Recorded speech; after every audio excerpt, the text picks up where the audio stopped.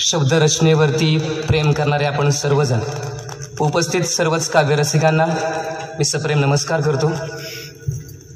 मी विकास उत्तम माने, प्राथमिक शिक्षक, जिल्हा परिषद प्राथमिक शाळा मिरगाव चाफेर, आपणासमोर कविता मांडतोय। जिद्दीचं रणशिंग। माझ्या कवितेचं नाव आहे जिद्दीचं रणशिंग। खरं तर या कवितेतील नायक हा प्रचंड अडचणीत असतो, चोहोबाजूंनी त्याला घेरलं जातं, पण त्याने त्या संकटावरती मात करून पुढे झेपावलं पाहिजे, त्याला प्रेरणा देणारी ही कविता आहे। कवितेचं नाव पुन्हा एकदा सांगतो, जिद्दीचं रणशिंग। शेकडो कारस्थानं रचून वाट अडवली जाईल यशाची, आणि पुढे जाणारी पावले मागे ओढण्यासाठी बेडी टाकली जाईल बदनामीची। शेकडो कारस्थानं रचून वाट अडवली जाईल यशाची, आणि पुढे जाणारी पावले मागे ओढण्यासाठी बेडी टाकली जाईल बदनामीची। रक्ताळलेले पाय घेऊन का होईना तो मात्र चाललाच पाहिजे, आणि मेल्या मनामध्ये जिद्दीचं रणशिंग आता फुंकलंच पाहिजे। मेल्या मनामध्ये जिद्दीचं रणशिंग आता फुंकलंच पाहिजे। उत्तुंग कर्तृत्वाकडे झेपावलेला पाहून भीती दाखवली जाईल अपयशाची, आणि स्वच्छ चारित्र्य डागळण्यासाठी साथ घेतली जाईल खोट्या आरोपांची। उत्तुंग कर्तृत्वाकडे झेपावलेला पाहून भीती दाखवली जाईल अपयशाची, आणि स्वच्छ चारित्र्य डागळण्यासाठी साथ घेतली जाईल खोट्या आरोपांची। बदनामीचा बुरखा टराटरा फाडून का होईना तो मात्र स्वतःला सिद्ध केलंच पाहिजे, आणि मेल्या मनामध्ये जिद्दीचं रणशिंग आता फुंकलंच पाहिजे। मेल्या मनामध्ये जिद्दीचं रणशिंग आता फुंकलंच पाहिजे। ताठमानेनं जगत असलेलं आयुष्य पाहून ज्योत विझवली जाईल धगधगत्या स्वाभिमानाची।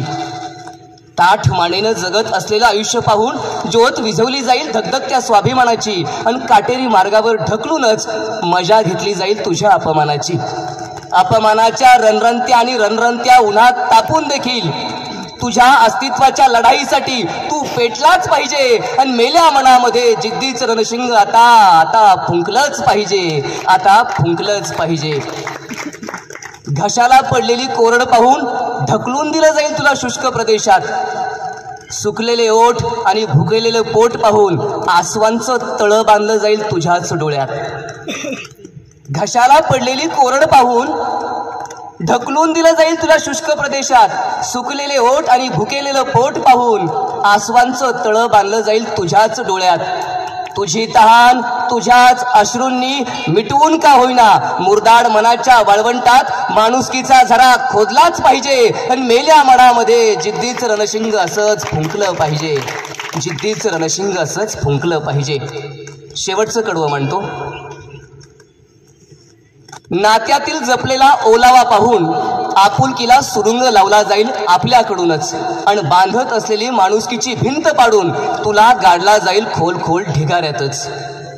नात्यातील जपलेला ओलावा पाहून आपुलकीला सुरुंग लावला जाईल आपल्याकडूनच, आणि बांधत असलेली माणुसकीची भिंत पाडून तुला गाडला जाईल खोल खोल ढिगाऱ्यातच। त्या ढिगाऱ्याला हटवत का होईना नव्हे, त्या ढिगाऱ्याला तिथंच गाडून का होईना मातीत रुजलेल्या बियांसारखा तू मात्र वारंवार वारंवार उगवलाच पाहिजे, आणि मेल्या मनामध्ये जिद्दीचं रणशिंग असंच फुंकलं पाहिजे। मेल्या मनामध्ये जिद्दीचं रणशिंग असंच फुंकलं पाहिजे। धन्यवाद। छान छान, जोरदार